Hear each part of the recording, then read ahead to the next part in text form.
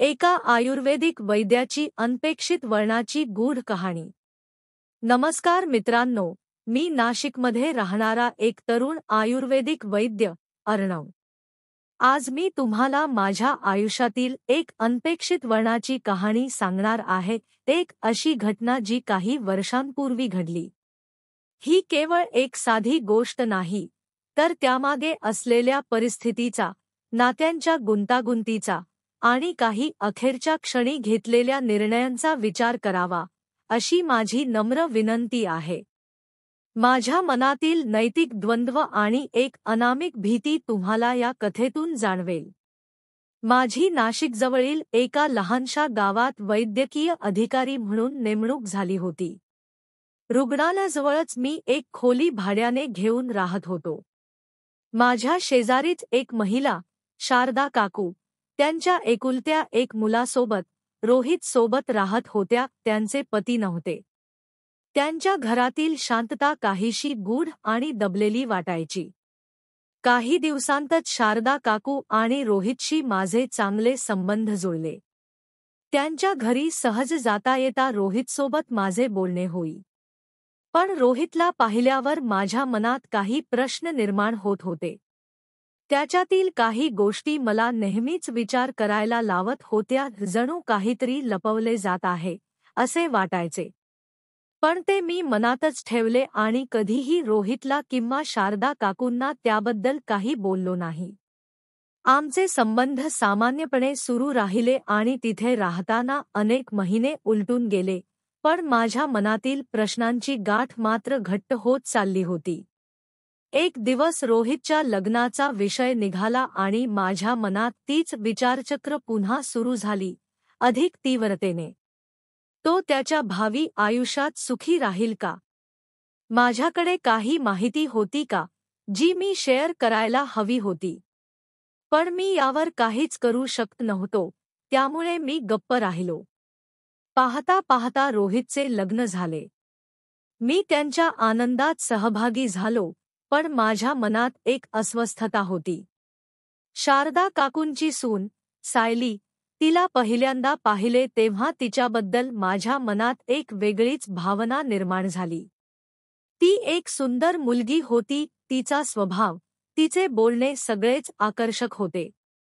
रोहितसारख्या मुलाच्या नशिबी इतकी सुंदर आणि समजूतदार पत्नी असावी, यावर माझा विश्वासच बसत नव्हता।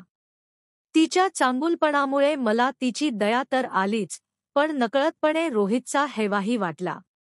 तिला पाहिल्यावर माझ्या मनात वेगळेच विचार येऊ लागले, अशी जीवनसाथी कोणालाही मिळावी असे वाटण्याइतकी ती चांगली होती। तिच्या व्यक्तिमत्वाने माझ्या मनात एक वेगळ्याच भावनेने घर केले। तिचे आयुष्य सुखी व्हावे अशी एक अस्वस्थ, कधीकधी वेडी इच्छा मनात डोकावली। मी स्वतःला कसाबसा नियंत्रित केले, पण मनात एक वादळ उठले होते। अस्वस्थता आणि शारदा काकूंची व्यथा, एक खुणावणारे सत्य।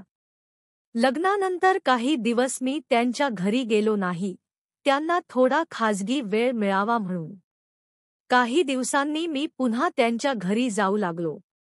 सायलीला पाहून माझे मन विचलित होई, पण मी चेहऱ्यावर ते कधीच दिसू दिले नाही। हळूहळू सायलीसोबत माझा संवाद वाढू लागला।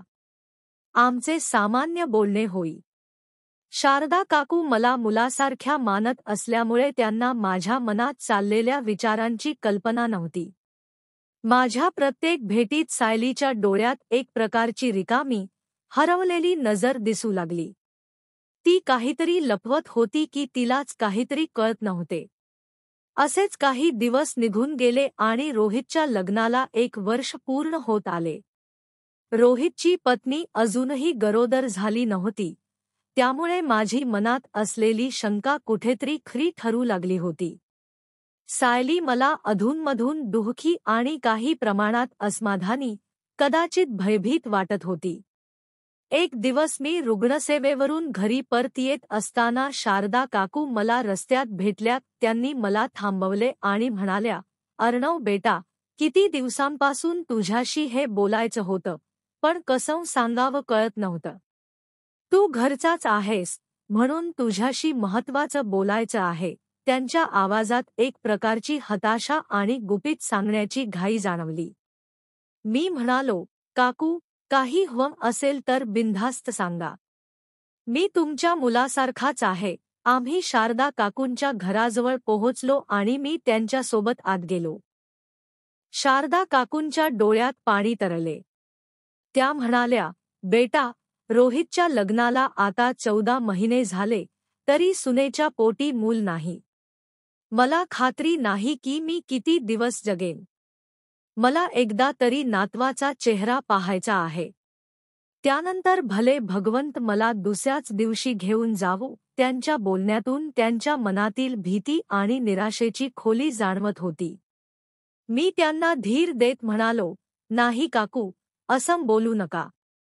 सगळं ठीक होईल. शारदा काकू पुढे म्हणाल्या, बेटा, तू आयुर्वेदिक वैद्य आहेस. माझ्या सुनेवर काही उपचार कर. शारदा काकूंचे बोलणे ऐकून माझ्या मनात रोहितबद्दलची शंका खरी ठरू लागली, पण मी त्यांना काहीच बोललो नाही. मात्र सायलीच्या उपचाराची गोष्ट ऐकताच माझ्या मनात वेगळेच विचार घोळू लागले. ही एक नाजूक परिस्थिती होती, एक नैतिक पेच होता. माझ्या हातात एक अशी संधी होती, जी सायलीचे आयुष्य बदलू शकत होती, पण त्यासाठी मला माझ्या वैद्यकीय नीतिमत्तेशी तडजोड करावी लागणार होती. मी शारदा काकूंना आश्वासन दिले, काकू, अजिबात काळजी करू नका. लवकरच तुमच्या मांडीवर नातू खेळेल. माझे उद्गार ऐकून शारदा काकू खुश झाल्या आणि मला आशीर्वाद देऊ लागल्या. मी शारदा काकूंना विचारले, काकू, वाईट वाटून घेऊ नका, पण तुम्ही कधी रोहितची तपासणी केली आहे का? तर शारदा काकू म्हणाल्या, हे लोक माझं ऐकतच नाहीत. मी बऱ्याचदा बोलले पण तो माझी गोष्ट मनावर घेत नाही. तू बोलून पहा, कदाचित तुझं तरी काही ऐकतील. त्यांच्या बोलण्यात एक प्रकारची हतबलता होती. मी म्हणालो, ठीक आहे काकू, तुम्ही सगळं माझ्यावर सोडा. मी सगळं सांभाळेन. त्या रात्री सायलीच्या विचारांनी मी खूपच अस्वस्थ झालो. तिच्या आयुष्यातील हा पेच मला सोडवायचा होता, पण कोणत्या मार्गाने? दुसऱ्या दिवशी मी रोहितशी बोललो आणि त्याला माझ्या चिकित्सालयात बोलावले. तो आल्यावर मी त्याला काही आयुर्वेदिक तपासण्या करून घेण्याची विनंती केली. त्यालाही बहुधा हेच अपेक्षित असावे. तो म्हणाला, ठीक आहे वैद्य साहेब, तुम्हीच काहीतरी सल्ला द्या. त्याच्या बोलण्यात एक प्रकारचा निःशब्द स्वीकार जाणवत होता. मी म्हणालो, आधी काही तपासण्या होतील, त्यानंतरच आपण काही निष्कर्षापर्यंत येऊ शकतो की पुढे काय करायचं. जर सगळं ठीक आढळलं तर सायलीची तपासणी होईल. ठरल्याप्रमाणे दुसऱ्या दिवशी मी रोहितच्या काही तपासण्या केल्या. मला आढळले की रोहितला काही शारीरिक दोषांमुळे वायू, पित्त, कफ दोषांमधील असंतुलन, वडील होण्यात अडचणी येऊ शकतात. दोष रोहितमध्येच होता, सायलीमध्ये कोणताही दोष नव्हता. हे सत्य माझ्यासमोर स्पष्ट होते. माझ्या मनात आता एक वेगळाच विचार आला. मी रोहितला सत्य न सांगता त्याला म्हणालो की त्याच्या तपासण्या साधारणतः ठीक आहेत. खरे तर माझा व्यवसाय मला असे करण्याची परवानगी देत नाही. पण सायलीच्या असमाधानी स्थितीमुळे मला एक वेगळाच विचार मनात आला होता. त्यामुळे कसेही करून सायलीच्या जीवनात आनंद भरण्याचा एक मार्ग मला दिसला होता, ते एक धोकादायक मार्ग. मी रोहितला परत म्हणालो, तुझ्या तपासण्या साधारणतः ठीक आहेत. दोष कदाचित सायलीमध्येच आहे. तिला आई होण्यात काही अडचणी येऊ शकतात. कदाचित तिच्या गर्भाशयात किंवा इतर अवयवांमध्ये काही दोष असेल. हे ऐकून रोहितचा चेहरा उतरला. त्याच्या चेहऱ्यावरील तो बदल मी अचूक टिपला. तो म्हणाला, वैद्य साहेब, तुम्हीच काहीतरी करा, नाही तर माझ्या घरात पुढचा दिवा कसा पेटणार. मी त्याला समजावत म्हणालो, हे बघ रोहित, स्त्रियांचा आयुर्वेदिक उपचार खूप खर्चिक असू शकतो आणि तो दीर्घकाळ चालतो.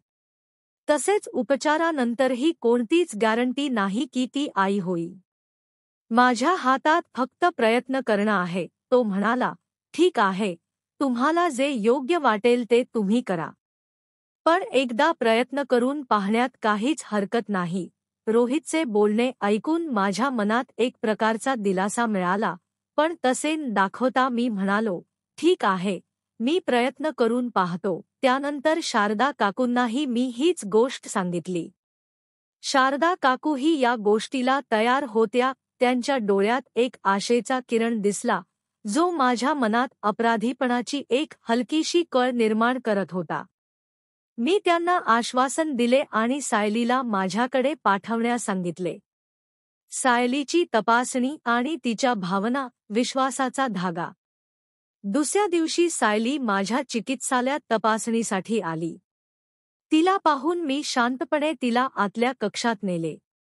ती माझ्याकडे काहीशी संकोचून पाहू लागली, पण नंतर तिने होकार दिला. आत नेल्यावर मी तिला बसण्यास सांगितले. तिच्या चेहऱ्यावर एक प्रकारची भीती आणि दडपण स्पष्ट दिसत होते.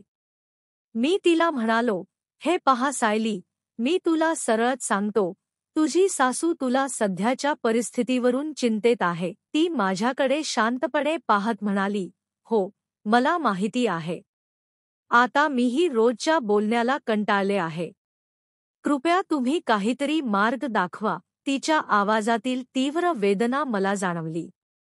मी म्हणालो, हो, पण त्यासाठी मला तुझी आयुर्वेदिक तपासणी करावी लागेल. ती म्हणाली, तुम्हाला जे योग्य वाटेल ते करा, पण मी आता आणखी सहन करू शकत नाही. मी म्हणालो, ठीक आहे, तर मग आता सगळं माझ्यावर सोड.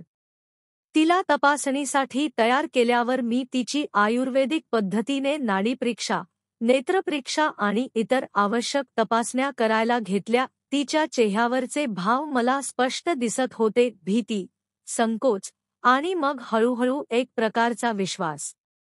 मी तिला मानसिक आधार देत, तिच्याशी बोलत तपासणी करत राहिलो. ती माझ्यावर पूर्ण विश्वास ठेवून होती, एका अशा व्यक्तीवर, जो तिच्यापासून एक मोठं सत्य लपवत होता. हे मला आतून खात होतं. मी तिच्या आरोग्याविषयी माहिती घेत होतो आणि तिला धीर देत होतो. सायलीला मिळालेला आधार आणि पुढील प्रवास, एका गूढतेकडे. मी सायलीला तिच्या आरोग्याबद्दल समजावून सांगितले आणि तिला काही औषधी आणि दिनचर्या बदलांबद्दल माहिती दिली. ती खूपच उत्साहित झाली. माझ्या बोलण्याने तिला एक प्रकारचा दिलासा मिळत होता. ती माझ्या उपचारांना सकारात्मक प्रतिसाद देत होती. काही वेळाने मी तिला तिच्या भावनिक स्थितीबद्दल विचारले. ती मोकळी झाली आणि तिने तिच्या मनात दडलेल्या भावना व्यक्त केल्या. तिला एक प्रकारचा मानसिक आणि भावनिक आधार हवा होता. मी तिला तिच्या समस्यांमधून बाहेर पडण्यासाठी मदत करत होतो. तिला खूप मोठा दिलासा मिळाला होता. शांत झाल्यावर सायली मानसिकदृष्ट्या अधिक स्थिर आणि सकारात्मक दिसत होती. मी तिला सांगितले की घरी याबाबत जास्त बोलू नकोस आणि उपचारांबाबत काही सांगू नकोस.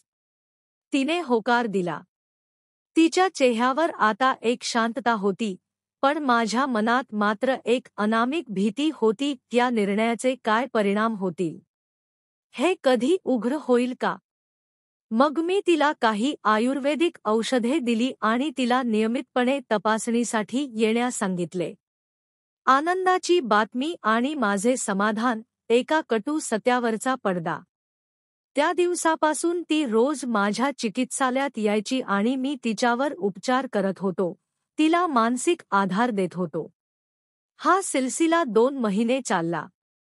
2 महिने नियमित तपासणी आणि उपचारांनंतर आम्हाला हवा तो सकारात्मक बदल दिसला. सायलीला खूप आनंद झाला. मी माझ्या कृतीने एक आयुष्य वाचवले होते का, की एका मोठ्या फसवणुकीचा भाग झालो होतो? हा प्रश्न आजही मला सतावतो. जेव्हा मी ही बातमी शारदा काकूंना आणि रोहितला सांगितली, तेव्हा त्यांच्या आनंदाला पारावर उरला नाही. शारदा काकूंनी तर माझ्या कपाळाचे चुंबन घेतले. रोहितने माझे बोलणे ऐकताच मला मिठीच मारली. सायली दूर उभी राहून माझ्याकडे पाहत होती, तिच्या चेहऱ्यावर खूप आनंद आणि समाधान दिसत होते. मी तिच्याकडे पाहून स्मित करत होतो, पण माझ्या मनात गुंतागुंतीच्या भावनांचे एक जाळे होते. मित्रांनो, त्यानंतर माझी बदली पुण्याला झाली, पण आजही सायली आणि तिच्या कुटुंबाचे समाधान मला खूप आठवते. ती तिच्या कुटुंबासोबत सुखी आहे आणि यातच मलाही समाधान आहे. पण माझ्या मनातील तो गुंता आणि ती अनामिक भीती आजही पूर्णपणे गेली नाही. मी जे काही केले ते योग्य होते की अयोग्य याचा निर्णय तुम्हीच करा. या घटनेने माझे आयुष्य पूर्णपणे बदलून टाकले आहे. तुम्ही कधी अशा विचित्र परिस्थितीत अडकला आहात का, जिथे योग्य ठरवणे कठीण होते?